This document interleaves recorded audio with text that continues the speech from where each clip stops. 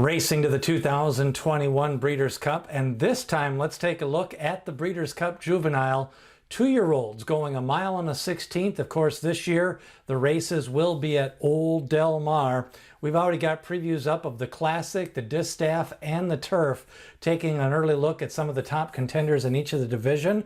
We start off in this race again by taking a look back at some of the winning Beyer speed figures over the years to kind of get a grasp at how and what type of number you will need to get for the 2021 Breeders' Cup Juvenile. Essential Quality winning last year with a speed rating of 95 on the Beyer scale. Before that, we had Storm the Court with an 87. Game Winner with a 93 for trainer Bob Baffert.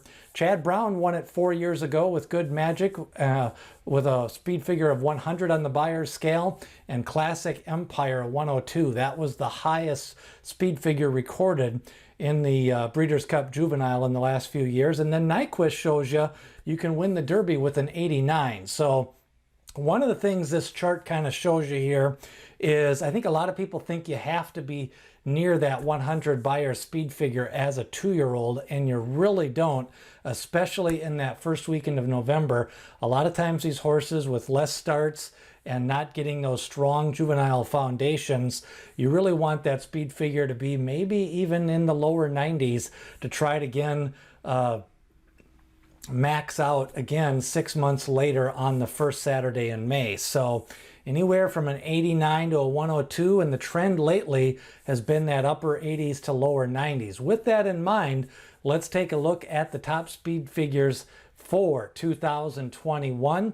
And again, that revised speed figure initially was a 93 for Jack Christopher.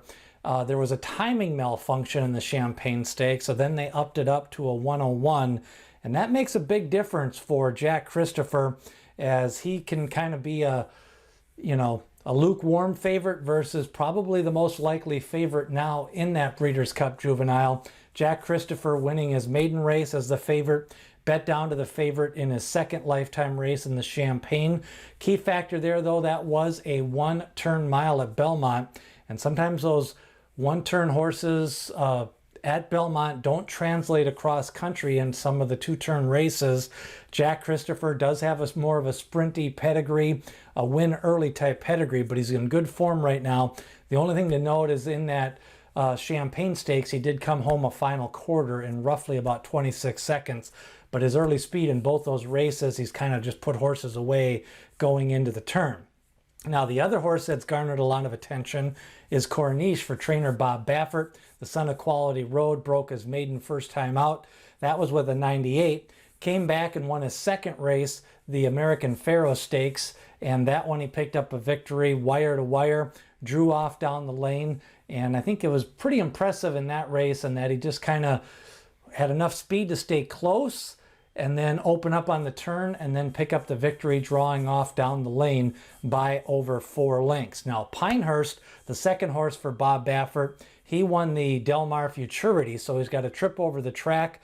Then he skipped the American Pharoah Stakes, so Baffert got 2 horses in there on the win and the in, and so Pinehurst going to be training up to that Breeders' Cup Juvenile off a little bit of a layoff after winning the Del Mar Futurity. Major General, he's 2 for 2 for trainer Todd Pletcher. He broke his maiden with a hard-fought victory at Saratoga.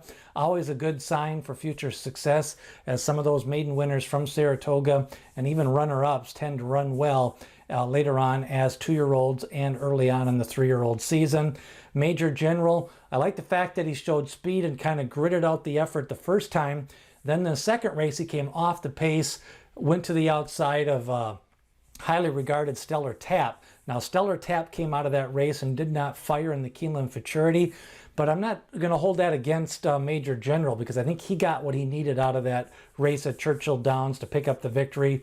He's going to train up to the Breeders' Cup Juvenile. And then you've got Papa Cap, the runner-up in the American Pharoah. He rebounded from a 4th place finish in the Del Mar Futurity. And then the maiden, Command Performance, Todd Pletcher, the possibility of having 2. He was a runner-up to Jack Christopher. So those are the main contenders in the Breeders' Cup Juvenile. You add in a horse, Rockefeller still being considered Oviatt Class, and then Tough to Tame, who was second to Major General at Churchill Downs. He is under consideration for the Breeders' Cup Juvenile. Now the early odds shows Jack Christopher at 2-1, Corniche at 5-2, and then I think there's going to be a little bit of a gap up to Pinehurst and Major General, and probably Papa Cap. And Command Performance, I think, could be bet down a little bit. A lot of people like his race and his speed figures as he forms into that third race off the debut.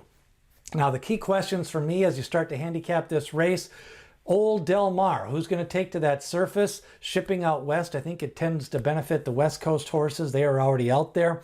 The Champagne, that's always a question. That one-turn mile, how does it translate into two-turn success? Jack Christopher, which of the speed figures do you believe? The revised speed figure with the timing error or the original one? That's a key decision to make him a big favorite or just a slight favorite over Corniche. And then that third race bump, I always talk about this. I like horses going in to their third lifetime race as a juvenile. It kind of sets them up a strong juvenile foundation and sets them up for a 3-year-old campaign. You've got Jack Christopher will be on his third race, Corniche will be on his third race, and those are the two contenders going into that third race of their form cycle and that third lifetime start. Who do you like in the Breeders' Cup Juvenile? Leave a comment below. Remember, watch the Classic Contenders and the Distaff Contenders as we race you up to the 2021 Breeders' Cup.